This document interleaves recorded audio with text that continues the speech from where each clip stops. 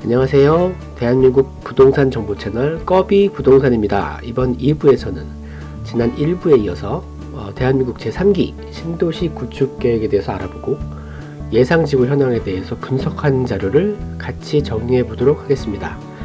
지난 1부에서는 제3기 신도시에 대한 개괄적인 사항들과 그리고 강력한 후보인 하남 간북지구, 광명 시흥지구에 대해서 살펴봤습니다.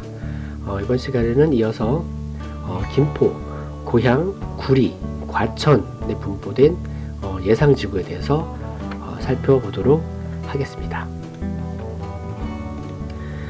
네, 그 첫 번째 지역으로 김포의 고촌지구, 서울 강서구에서 김포시로 들어가는 입구가 되는 지역으로서 한강신도시 그리고 검단신도시와 함께 김포의 중심상권 역할을 하고 있는 사후지구라고 있는데, 사후지구를 둘러싸고 있는 마지막 개발 대상 지역입니다.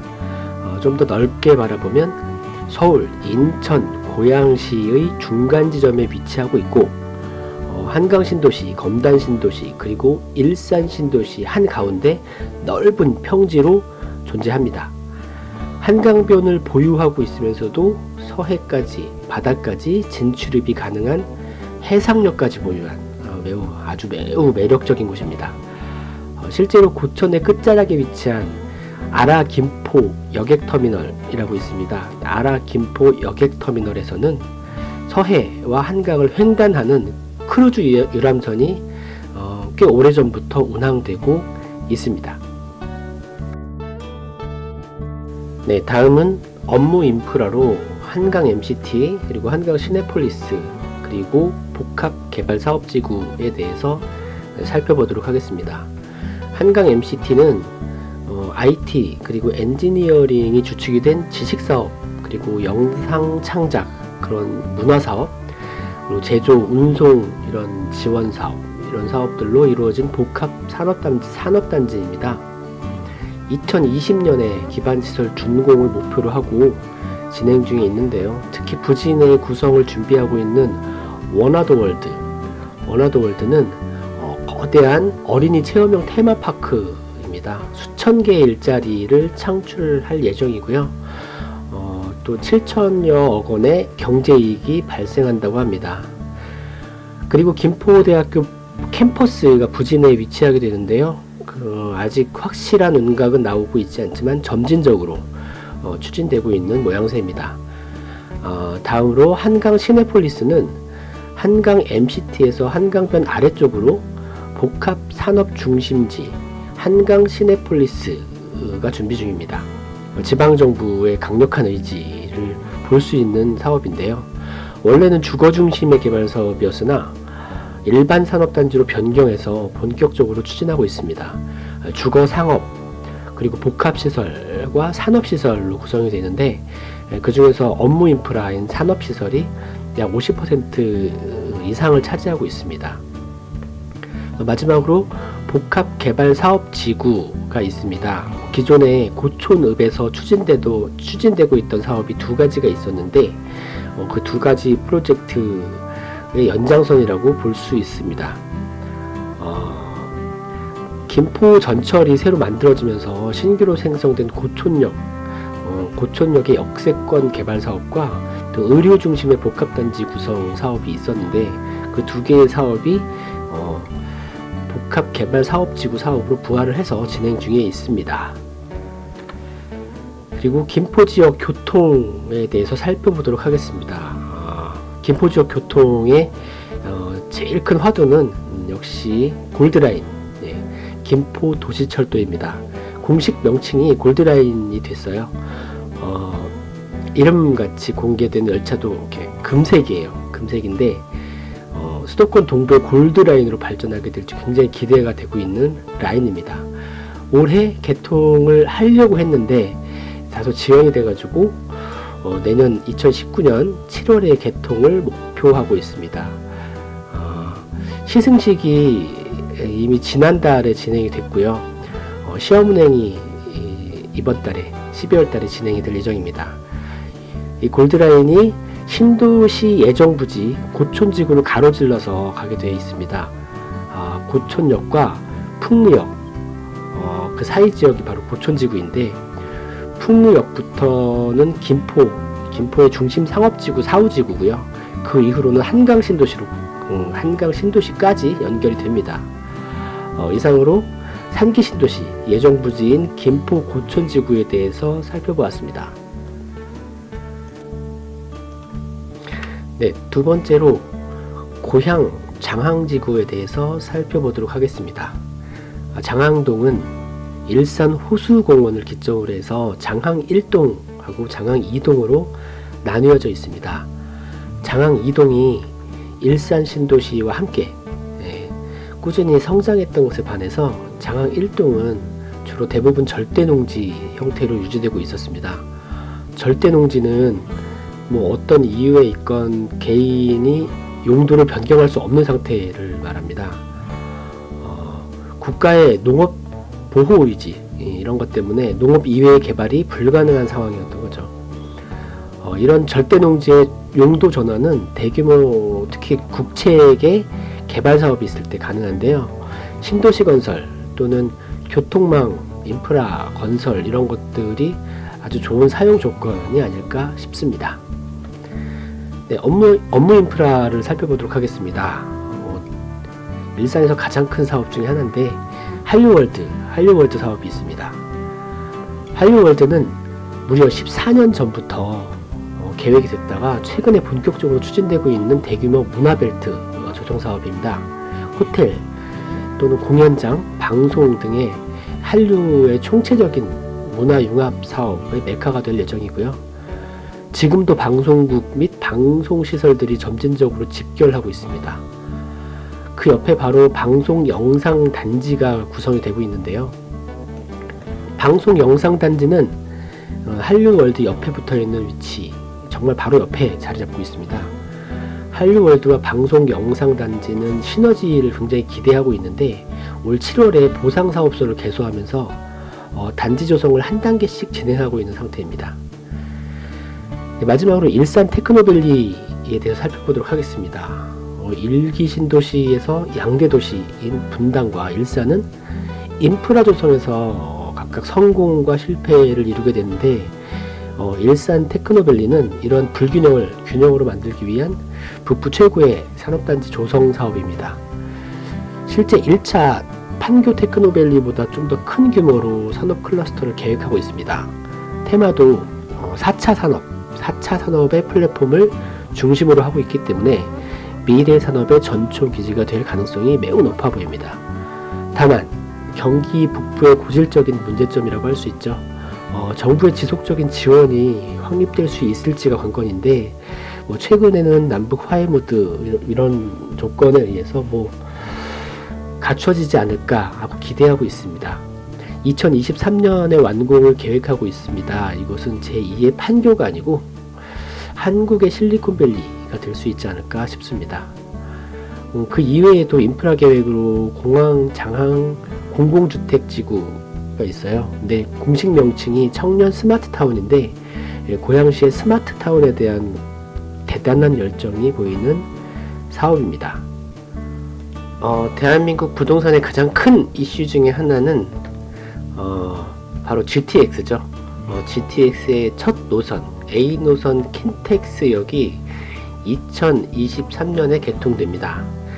2023년에 GTX가 개통되면서 아울러서 함께 한류월드, 방송영상단지, 그리고 일산 테크노밸리 등이 모두 완성되기 때문에 아마 2023년은 일산이 빠르게 성장하는 기폭 지점이 되지 않을까 싶습니다. 그리고 그보다 1년 정도 앞서서 킨텍스 제3 전시장이 오픈하기 때문에 GTX 킨텍스역의 이용률이 엄청나게 늘어나지 않을까 예상이 됩니다. 킨텍스 제3 전시장이 개관을 하게 되면 세계 20위권 안에 들어간다고 합니다. 아시아에서는 5위권 정도의 국제 전시장 보유국이 됩니다. 전 세계가 주목하는 대형 이슈들에 대해서 전시회를 진행하기 때문에 그 경제 파급 효과는 3조 원 이상이 될 거라고 예상하고 있습니다. 이러한 교통과 인프라가 폭발적으로 성장하는 지점이라면 신도시 유치가 됐을 때 필요한 인프라 요건들이 많은 부분 해소가 될 것으로 보입니다. 여기까지 간단하게 3기 신도시 예정 부지인 고양 장항지구 주변 상황에 대해서 살펴보았습니다. 예, 다음은 구리시에 있는 토평지구에 대해서 살펴보도록 하겠습니다. 구리 토평지구는 남구리 나들목과 토평 나들목 사이에 수택 3동을 중심으로 펼쳐져 있는 넓은 토지입니다. 2007년에 세계 디자인 시티로 개발 시도가 됐었는데 무산돼서 개발이 중지된 상태고요. 그래서 개발 제한 구역 설정이 불과 1년 전까지 있었고 기간이 만료되어서 해제되었습니다. 대규모 신규 개발을 위한 보상 문제에서 약간은 유리할 수 있는 상황인 거죠. 부지 가운데에는 장자 호수공원이 있고요. 부지 서쪽에는 아차산과 망우산 그리고 용마산이 위치해 있습니다. 한강 쪽에서 구리 한강공원이 넓게 있어요. 그래서 자연 접근성이 높기 때문에 숲세권이나 공세권을 가지고 있다고 할 수가 있습니다. 원래 디자인시티 개발지역은 장자못, 장자호수공원을 기준으로 좌우로 분포되어 있었지만 신도시 개발의 필요에 의해서 다소 확장이 될 수 있지 않을까 조심스럽게 예상을 해봅니다. 구리 토평지구는 경기 북부 제2차 테크노밸리의 수혜지역이 될 지역입니다. 테크노밸리 위치가 퇴계원 나들목 인근인데요. 외곽순환도로를 타고 북쪽으로 남양주 나들목 그리고 구리 나들목을 지나면은 바로 퇴계원 나들목이 나옵니다. 남양주시와 공동으로 진행을 해서 2025년에 경기 북부 2차 테크노밸리 도시개발 사업을 완료한다는 계획입니다. 2025년 13,000여 개의 일자리와 1조 7천억 원 정도의 경제 효과를 만들어낼 예정이라고 하니까 상당히 큰 산업인프라 구축 사업입니다. 또한 남쪽으로 강동대교를 건너면 강동지구의 산업단지와 인접합니다. 앞서 강북지구에서 언급했던 강동구의 산업단지, 그 중에서 고덕 비즈밸리는 한강 건너서 강일 나들목 옆에 바로 위치하고 있습니다. 고덕 비즈밸리는 강동구청이 개청한 이후에 최대 개발 사업입니다. 2022년 완공을 목표로 하고 있는데 4만여 개 고용이 창출될 예정입니다. 규모로만 본다면 경기 북부 2차 테크노밸리보다 훨씬 더 큽니다. 구리 토평 지구의 교통 이슈로 가장 핫한 사항은 역시 8호선 연장인데요. 토평역이 신설이 되고 별내선이라고들 얘기하는데 8호선이 연장이 됩니다. 8호선이 한강 이남의 암사에서 연장되어 오는데요. 강북으로 연장돼서 구리를 지나서 별내까지 향하게 됩니다. 그 중간에 위로는 구리역에서 경의중앙선과 만나게 돼서 더블 역세권을 구리역에서 생성하게 됩니다. 도로는 서울 외곽순환도로와 광변북로가 이미 인접해 있고요. 남구리 나들목에서 포천으로 향하는 세종 포천 고속도로가 작년 2017년에 개통을 했습니다. 아래쪽으로 성남으로 연결되는 부분은 2022년에 완공될 예정이고요. 전체 구간 완공은 2024년으로 예정되고 있습니다. 굵직한 국가망 도로가 다양하게 인접해 있는 조건이기 때문에 상대적으로 신도시 구성 요건이 매우 높게 평가되고 있습니다. 이상 한강 북부에서 가장 유력한 신도시 예정지구인 구리 토평지구에 대해서 간략하게 살펴보았습니다. 다음은 과천 선바위역 인근에 대해서 살펴보도록 하겠습니다. 과천의 선바위역 인근은 다소 생소한 지역일 수 있겠지만 과천이 가지고 있는 서울 접근성에 대한 영향력은 이미 많은 분들이 공감을 하고 있는 사실입니다. 과천시는 지난 8.2 부동산 대책에서 이미 투기 과열지구로 지정이 됐어요.